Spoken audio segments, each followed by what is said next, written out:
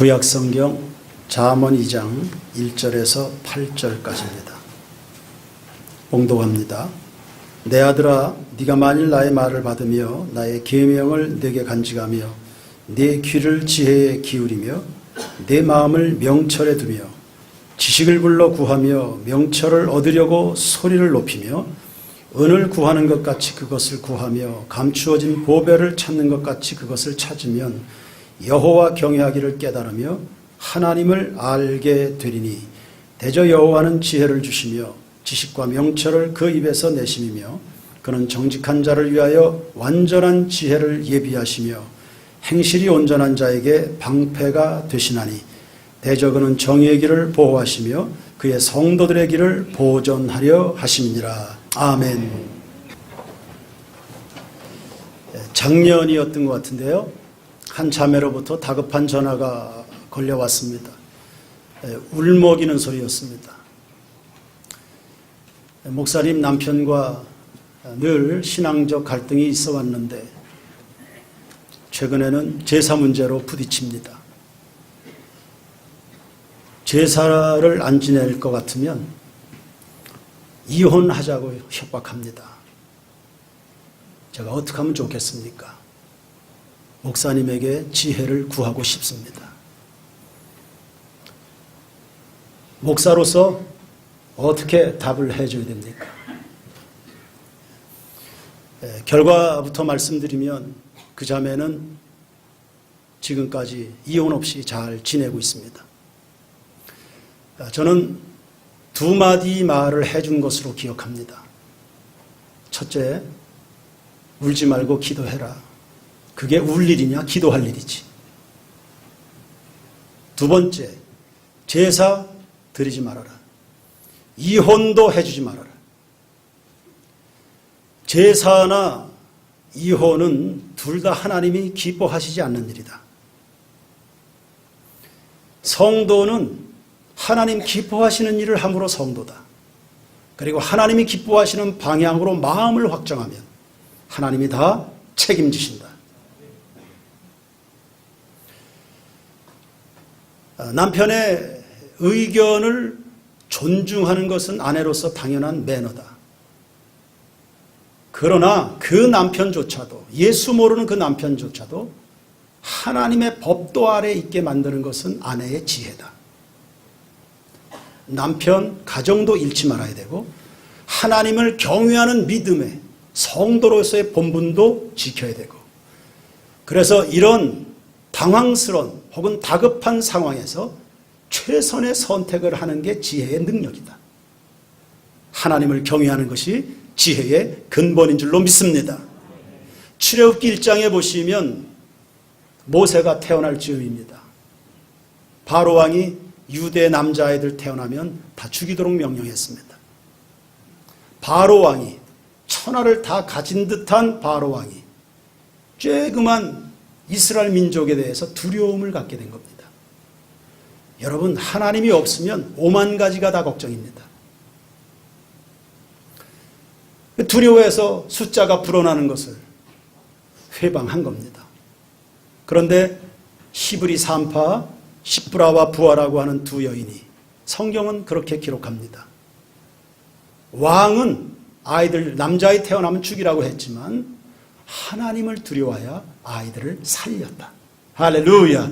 하나님을 두려워하여 살렸다. 이 일로 인해서 두 산파는 아주 위험한 상황을 맞이하게 됩니다. 그런데 또 하나님이 지혜를 주셔서 위기를 넘어가게 되고, 성경은 또 기록합니다. 두 산파가 하나님을 경외하였으므로 하나님이 두 산파의 가정에 복을 주사 왕성케 하셨다.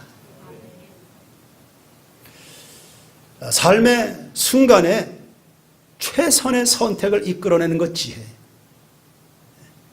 이것도 저것도 버리거나 포기하지 않습니다. 모두를 다 좋게 만들 수 있는 최선의 선택을 이끌어내는 겁니다. 이 지혜입니다. 지혜는 하나님의 시각으로 세상을 보는 거죠. 성경은 지식인이 되기보다 지혜자가 되라고 권면합니다. 지식은 그냥 지식입니다. 지혜는 습득된 지식을 삶의 복잡한 현장에서 아주 효율적으로 그 지식을 풀어내는 혹은 녹여낼 수 있는 능력입니다. 사람은 이 능력을 따라 매사에 성공을 거둡니다. 성경은 그러한 성공을 형통이라고 했습니다. 지혜로운 사람은 형통합니다. 삶이 뒤죽박죽이 됐다. 그거 어리석은 선택의 결과입니다. 지혜로운 사람은 형통합니다. 하나님의 시각으로 삶을 바라보는데 막힐 게 있을까요? 없습니다. 지혜가 제일이니 지혜를 얻으라고 말씀합니다. 세상 사는데 정말 지혜가 필요합니다. 지나간 한 주간도 필요했을 겁니다. 날마다 때를 따라 돕는 은혜를 얻기 위하여 하나님 보좌 앞에 나가라. 때를 따라 도와주시는 하나님의 은혜가 필요하다. 그것을 바꿔서 표현하면 때를 따라 돕는 하나님의 지혜가 필요하다. 이런 뜻일 겁니다. 세상 시험거리가 많습니다. 한두 가지가 아닙니다. 야고보서 1장 2절에 너희가 여러 가지 시험을 만나거든 했습니다. 다채로운 시험입니다. 한두 가지 아닙니다.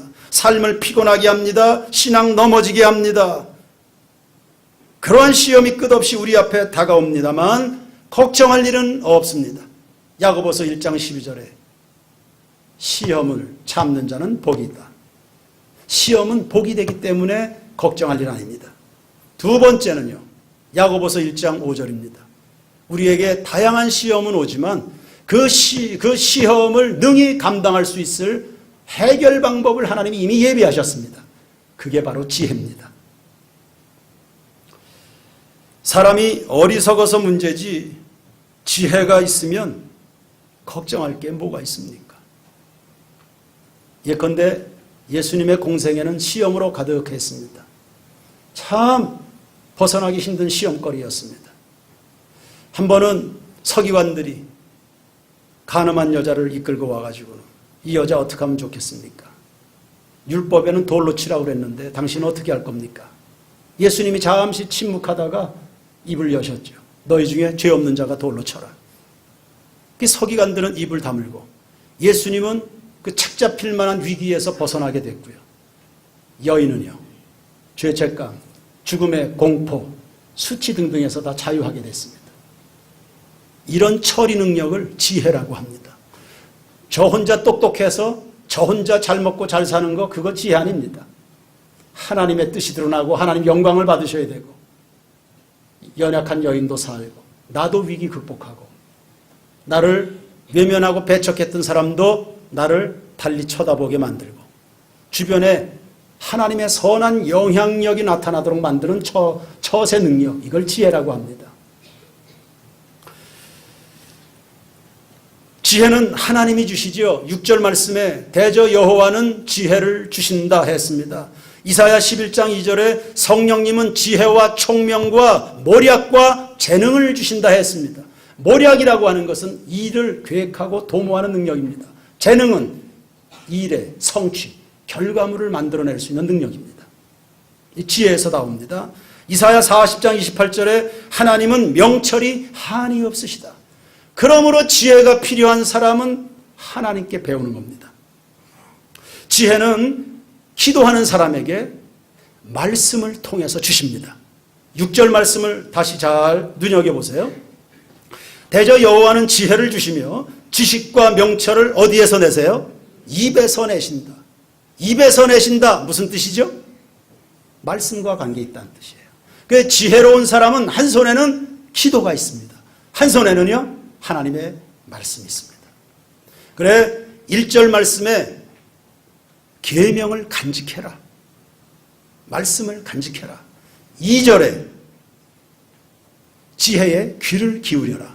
3절에 명철을 향하여 소리를 높여라. 소리를 높여라. 귀를 기울여라. 무슨 뜻이에요? 기도하라는 뜻입니다. 찰스 브리지스라는 사람이 이렇게 이야기했습니다. 이 세상 지식은 학문에서 얻을 수 있다. 그러나 하늘의 지혜는 기도를 통해서 얻는다. 학문은 학자를 만들어낼 수 있지만 기도는 신령한 그리스도인을 만들어준다. 다윗도 지혜를 얻기 위해서 기도했고 솔로몬도 그러했다. 그러므로 성숙한 그리스도인일수록 신령한 지혜를 위해서 기도한다. 아멘 하시기 바랍니다. 그러니까 지혜로운 성도는 지혜를 위하여 기도할 시간을 마련한다. 다시, 성숙한 그리스도인은 지혜를 얻기 위해서 기도할 시간을 마련한다. 아멘. 기도하되 성의를 다해서 간구하십시오. 4절에 보면 은을 구하듯이 감추어진 보배를 찾듯이 찾는다 했습니다. 일반적으로 사람들이 보배를 구할 때는요, 정신 못 차립니다. 사정없이 달려들지요. 많은 희생도 아끼지 않습니다. 하물며 은금보다 귀한 하나님의 선물을 얻으려고 하는 사람이 무성의할 수는 없습니다. 마태복음 7장 6절에 거룩한 것을 개에게 주지 말고 진주를 돼지 앞에 던지지 말아라. 하나님의 은사를 은금보다 못하게 여기는 사람은 마땅치 않다. 우리가 지혜를 얻기 위해서 이렇게 사력을 다하는 이유가 있습니다. 여러분, 하나님으로부터 얻게 되는 지혜의 특성이 있습니다. 사람이 참 지혜롭다. 그럼 세상의 달인 정도 되는 거, 어느 부분의 전문가가 된다, 뭐 이런 거 정도로 국한하면 안 돼요. 하나님이 주시는 지혜, 오늘 우리가 나누고 있는 이 지혜라고 하는 이 주제, 이거는요, 구원에 이르는 지혜입니다. 구원, 죄사함, 하나님의 자녀가 되는 것. 오늘 대표 기도하는 집사님이 울먹울먹거립니다. 무엇 때문입니까? 예수님 사랑 때문입니다.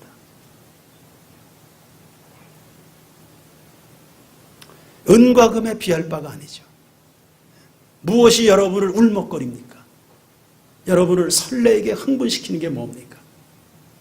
여러분으로 소망을 갖게 하는 게 뭡니까? 금이나 은같이 없어질 보배로 속죄함 받은 것 아니요 거룩한 하나님 어린 양 예수의 그 피로 속죄함 얻었네. 할렐루야. 세상 학문을 다 통달해서 지혜가 아니고요, 능숙한 처세술을 가졌다고 해서 지혜가 아니고, 막다른 골목에서 출구를 찾아냈다고 지혜가 아니라 죄인이 속죄받는 것이 지혜고 멸망의 자리에서 구원에 이르는 것이 지혜인 줄로 믿습니다. 그래서 5절에 진도가 더 나가보면 그 지혜는 여호와 경외하기를 깨닫고 하나님을 알게 된다. 하나님을 아는 게 지혜라 했습니다. 과학자들이 만물을 연구합니다. 그러나 과학자들이 연구하는 그 만물을 지으신 창조주 하나님을 아는 게 특별한 지혜입니다. 하나님을 알면 죄를 떠나지요. 사람이 죄를 범하는 것은 죽음으로 들어가는 것이니 어리석습니다. 하나님은 누구든지 사랑하시고 쓰실 수 있습니다. 죄인도 쓰십니다. 그러나 회개시켜 쓰십니다. 세상에 가장 어리석은 사람은 주님의 말씀에서 빗나가는 사람입니다. 그래서 교회에 재직들을 세워나갈 때 그가 회개한 사람이냐, 성령 받은 사람이냐, 하나님을 두려워할 줄 아는 사람이냐가 관건입니다. 하나님을 두려워할 줄 모르는 사람이 교회 이곳저곳에 세워진다.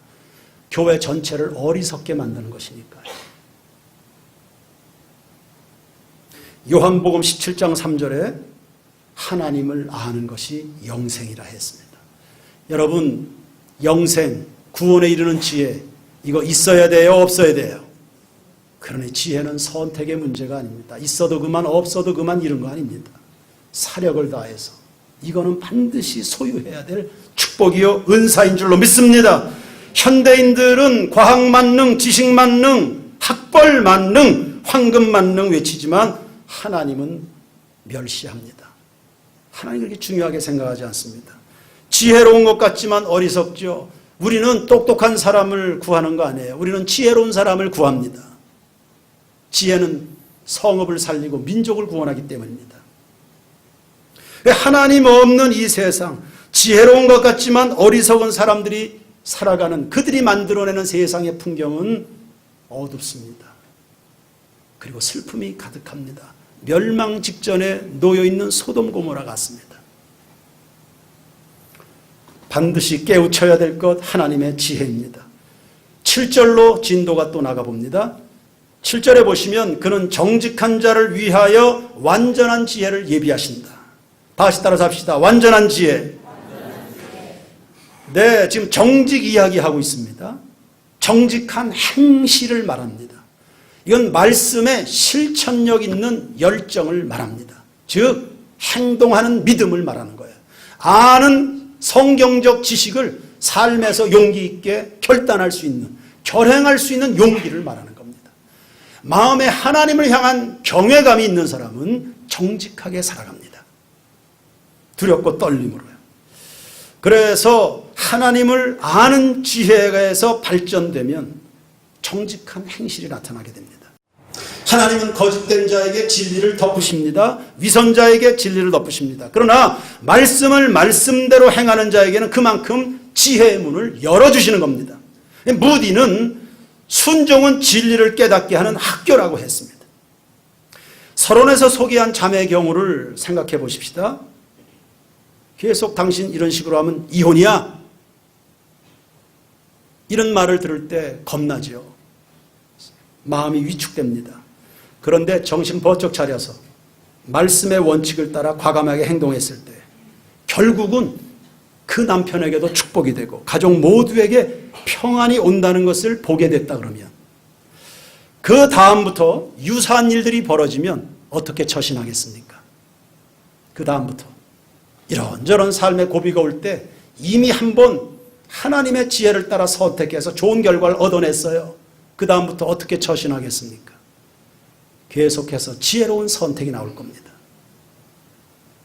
그러므로 예수 믿어 구원에 이르는 지혜와 함께 순종의 삶을 거듭 살다 보면 지혜의 폭이 넓어지는 겁니다.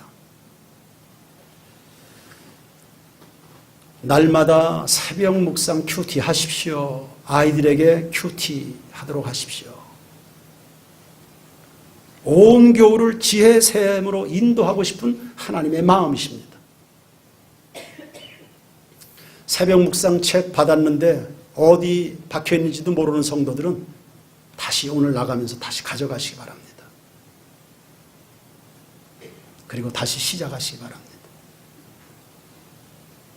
은금보다 귀하다는데, 은금보다 귀하다는데. 시편 1편 1절에서 3절까지의 말씀 다 같이 암송해 봅시다. 시작. 복 있는 사람은 악인의 꾀를 좇지 아니하고 죄인의 길에 서지 않고 오만한 자의 자리에 앉지 아니하고 오직 여호와의 율법을 즐거워하여 그 율법을 주야로 묵상하는 자로다. 그는 시냇가에 심은 나무처럼 시절을 좇아 과실을 맺으며 잎사귀가 마르지 아니한 같으니 그 행사가 다 형통하리로다. 할렐루야. 복 있는 사람은 형통하다. 중간에 뭐가 있어? 말씀의 지혜가 있습니다. 시편 119편 97절에서 100절까지 보시면 내가 주의 법을 어찌 그리 사랑하는지요. 내가 그 말씀을 종일토록 묵상합니다. 그 말씀이 나를 원수보다 지혜롭게, 스승보다 지혜롭게, 노인보다 지혜롭게 합니다. 확신이 있습니다. 시편 기자는. 원수, 스승, 노인 어떤 사람들입니까? 지혜의 대명사입니다.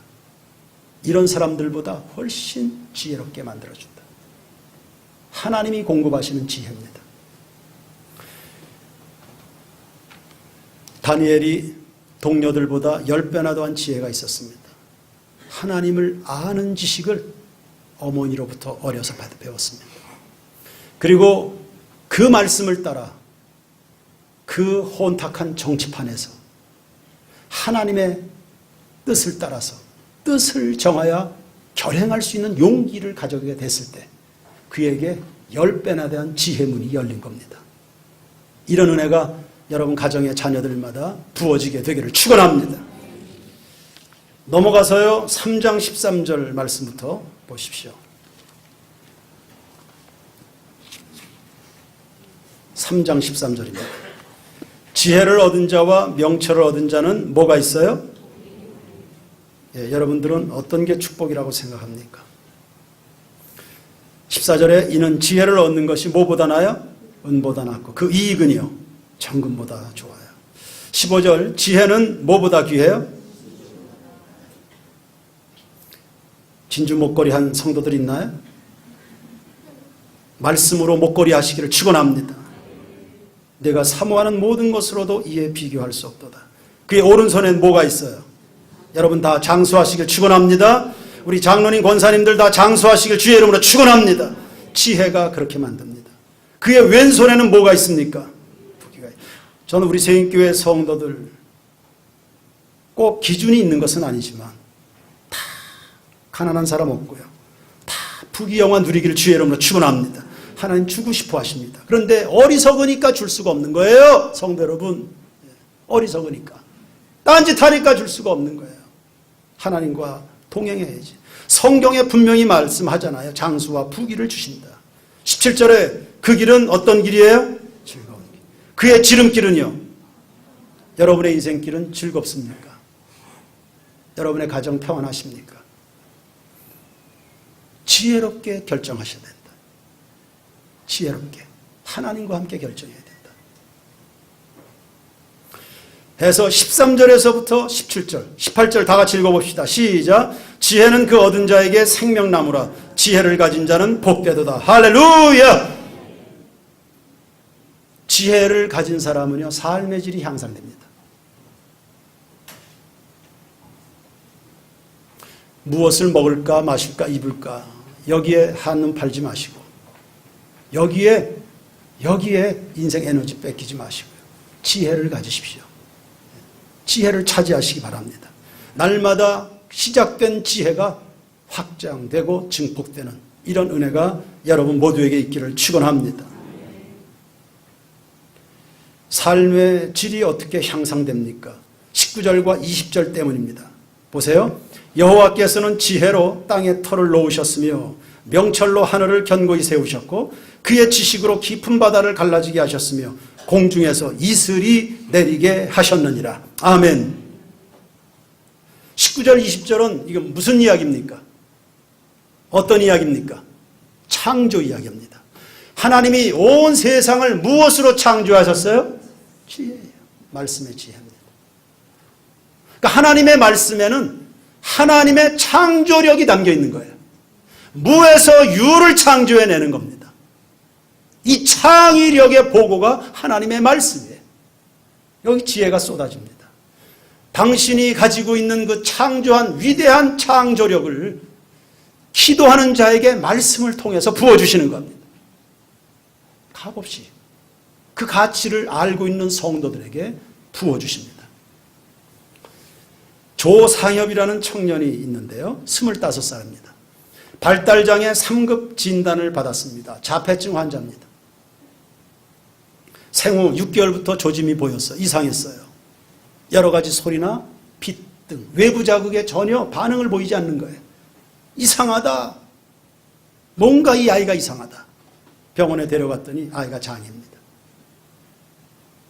숨이 멎는 것 같았다 그랬습니다. 엄마는. 조현옥이라는 엄마인데 숨이 멎는다. 그래서 이 병원 저 병원 데리고 다니면서 해결책을 찾아봤지만 뾰족한 수가 없었습니다. 그저 조기 교육이 최선의 치료라는 이야기들만 들려줬습니다. 낙심이 됐지만 마냥 낙담하고 있을 수는 없었습니다. 엄마가 방법을 하나 정했습니다. 그가 아들에게 해줄 수 있는 최선의 방법, 그게 바로 지혜의 보고가 되는 성경이었어요. 이 성경이야말로 아들의 문제를 해결할 유일한 능력이라고 확신을 한 겁니다. 그래서 이 아들이 3살이 됐을 무렵부터 성경을 읽어주기 시작했습니다. 인지 능력이 떨어지는 아이죠. 뭔 말인지도 모르고 엄마가 지금 뭐 하는 것인지도 잘 모르고 그리고 아무 관심 없는 성경입니다. 엄마가 하루에 몇십 번씩 성경을 읽어줍니다. 잘 못 알아들으니까 또박또박 천천히 하루에 수십 번씩 성경을 읽어줬습니다. 하나님이 만드셨다. 예수님이 이와 같이 말씀하신다. 또박또박 한 글자씩. 이거를 하루에 몇십 번씩. 초등학교 3학년이 됐을 때는 성경 과외 교사를 붙였습니다. 교회학교에서 30년 동안 선생님을 한 권사님이었습니다. 월급을 주고 이 아이에게 성경을 가르치라고 그렇게 고용을 해서 아이에게 성경을 붙였습니다. 일주일에 2-3번씩 만나서 물론 아이는 뭐 듣든지 아니 듣든지 그런 거 상관없이 계속 가르치는 겁니다. 나중에는 이 아이에게 변화가 일어나서 선생님과 함께 찬송도 부르고 이런 아이로 발전하게 됐습니다. 그 무렵 엄마는 아이에게 비장한 이야기를 들려줬습니다. 상여봐, 엄마가 너보다 나이가 많지. 그래서 엄마가 너보다 하늘나라로 먼저 갈 거다. 그러나 하나님은 늘 너와 함께 하시며 너를 보호하실 거다. 그 하나님과 동행하려고 하면 하나님을 알아야 된다.